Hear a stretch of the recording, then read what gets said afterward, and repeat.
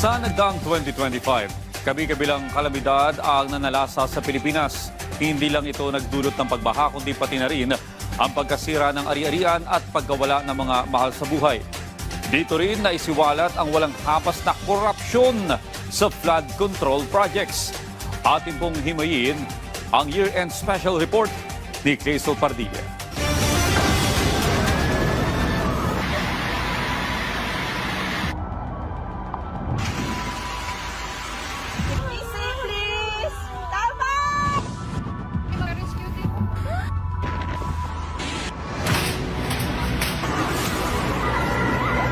Mga bahay na lubog sa baha. Mga sasakyang lumutang at tuluyan ng nasira. At mga buhay na kahit kailan, hindi na maibabalik pa. Yan ang nagkapangingilabot na trahedyang iniwan ng matitinding ulan at baha na tumama sa ating bansa. Sa Barangay Kotkot sa bayan ng Liloan sa probinsya ng Cebu.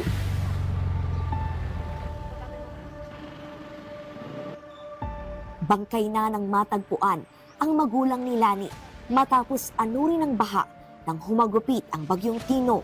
Masakit, ma'am. Umiiyak kami, yung mga kapatid ko. Iyak ng iyak kasi yung ama kasi namin, ma'am, mabait.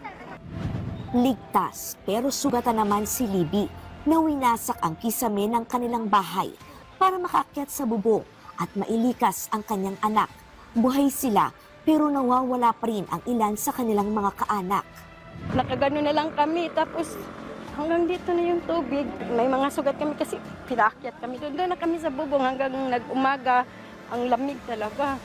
Hindi namin kaya pero nag-ano na lang kami ng lakas na loob para mabuhay.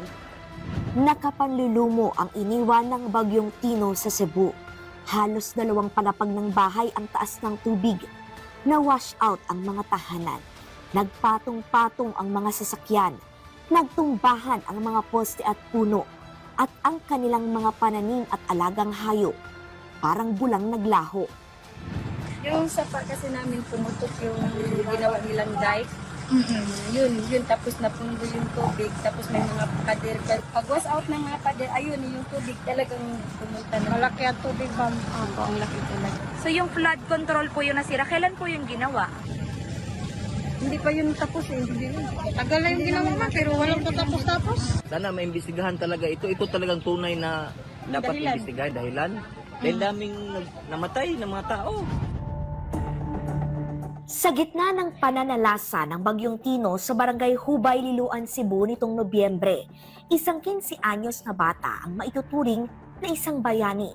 Si J-Boy Madadaro hindi nagdalawang isip na lumusong sa baha para mailigtas ang kanyang mga kababayan na umabot hanggang sa 50 katao gamit lamang ang isang salbabida at isang bangka.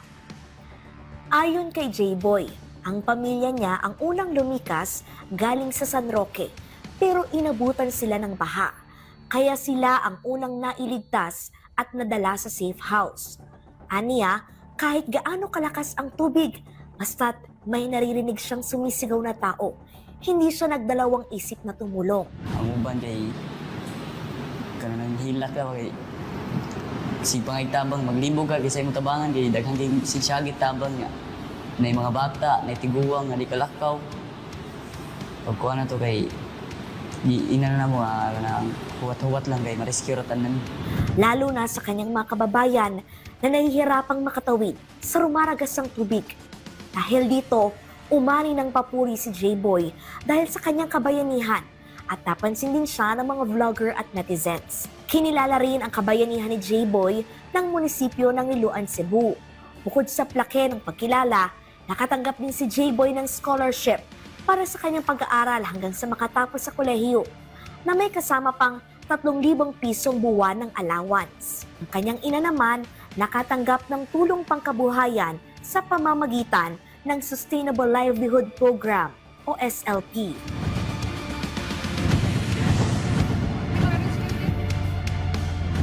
Sa puldi ng nagdaang baha ang mga taga Metro Manila, ang pamilya ni Rafael, gutom ang inaabot tuwing binabaha. minsan hindi ka makabiyahe kasi nga sobrang baha yung mga daanan. Tapos may posibilidad na masira din yung motor. Ano pong ibig sabihin para sa inyo kapag hindi kayo nakakabiyahe? Walang kita, walang income, ganun.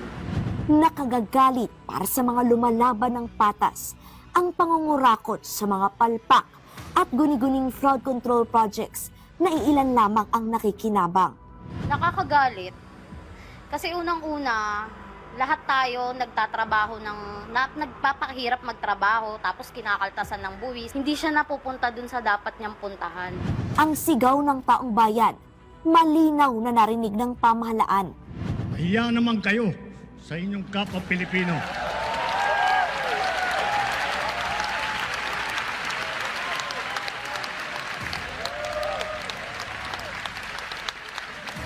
Mahiya naman kayo sa mga kabahayan nating naanod o nalubog sa mga pagbaha. Mahiya naman kayo lalo sa mga anak natin na magmamana sa mga utang na ginawa ninyo nang binulsan nyo lang ang pera. Ilang buwan simula ng banatan at ibulgar ni Pangulong Ferdinand R. Marcos Jr. ang anomalya sa mga flood control project sa kanyang ika-4 na State of the Nation Address. Nasaan na nga ba ang administrasyon sa paghabol sa mga tiwaling nasa likod ng mga binalahurang proyekto kontra baha? Sa utos ng Presidente, itinatag ang sumbong sa Pangulo.ph higit 1 linggo lamang matapos ang SONA. Website ito na maaring ireklamo ang mga flood control na hindi natapos, hindi gumagana o wala naman talaga. Ang lalapitan na ngayon ninyo ako mismo dahil akong titingin dito araw-araw sa website natin at babasahin ko ang mga report na ibibigay ng taong bayan. Personal na ininspeksyon ni Pangulong Marcos katuwang ang Department of Public Works and Highways ang mga proyektong inireklamo sa sumbong sa Pangulo website. I'm getting very angry. This is what's happening. Hindi naman. Paano naman? Wala talaga. 220 meters, 55 billion. Completed ang record ng Public Works. Walang ginawa. Kahit isang araw hindi nagtrabaho. Wala kang makita. Puntahan ninyo. Wala kayong makita kahit na ano. Tuloy-tuloy ang pagbaha doon sa kabila. Titiyakin natin na yung mga kontraktor hindi lang sa managot sila, kung hindi gawin nila yung dapat na yung trabaho. Kawawa naman itong mga nababaha. Simula Agosto hanggang Nobyembre, papalo na sa 20,000 reklamo ang idinulog sa sumbong sa Pangulo website. Itinatag din ni Pangulong Marcos ang Independent Commission for Infrastructure o ICI. Ang target, maimbestigahan ang mga kumikbak at nagpakasasa sa pondo ng bayan. Makukulong na sila. Wala silang Merry Christmas. Before Christmas, makukulong na sila. Nakapagsumite na ang ICI ng unang batch ng referral case sa Ombudsman. 30 individual, kabilang ang mga mambabatas, dating opisyal ng DPWH at mga kontraktor, ang naharap sa kasong korupsyon, pandarambong at iba pang patong-patong na reklamo.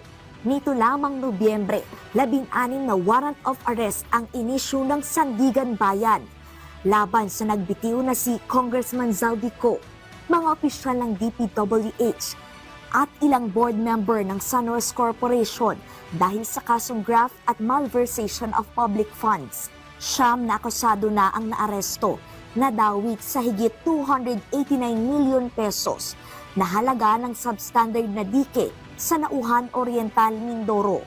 Wala pong mga special treatment itong mga ito.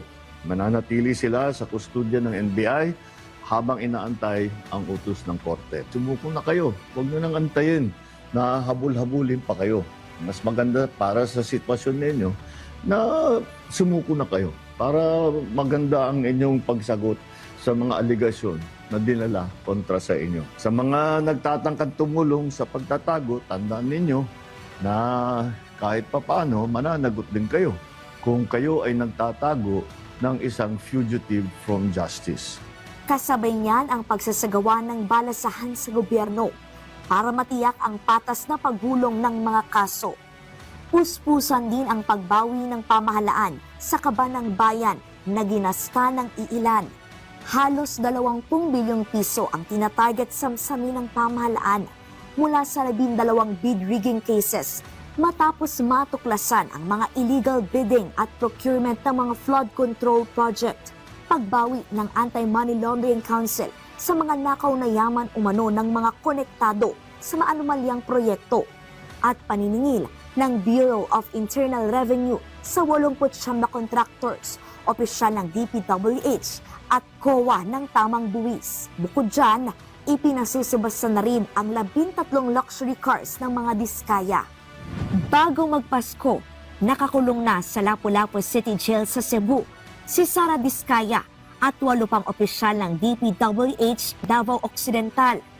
Yan ay matapos maglabas ng warrant of arrest ang Regional Trial Court Branch 27 ng Lapu-Lapu dahil umano sa 96.5 million pesos na ghost infrastructure project sa Davao Occidental. Sa ngayon, patuloy ang lifestyle check sa mga opisyal ng gobyerno. Mismong si Pangulong Marcos handang ilabas ang kanyang Statement of Assets, Liabilities and Net Worth o SALN. Will be available to whoever would like to, kung hingiin sa akin ng ICI, hindi siyempre bibigay ko. Kung hingiin sa akin ng ombudsman, bibigay namin. At para matiyak na walang bahid ng korupsyon ang susunod na pambansang pondo, isinapubliko ang deliberasyon ng Bicameral Conference Committee sa panukalang 2026 National Budget.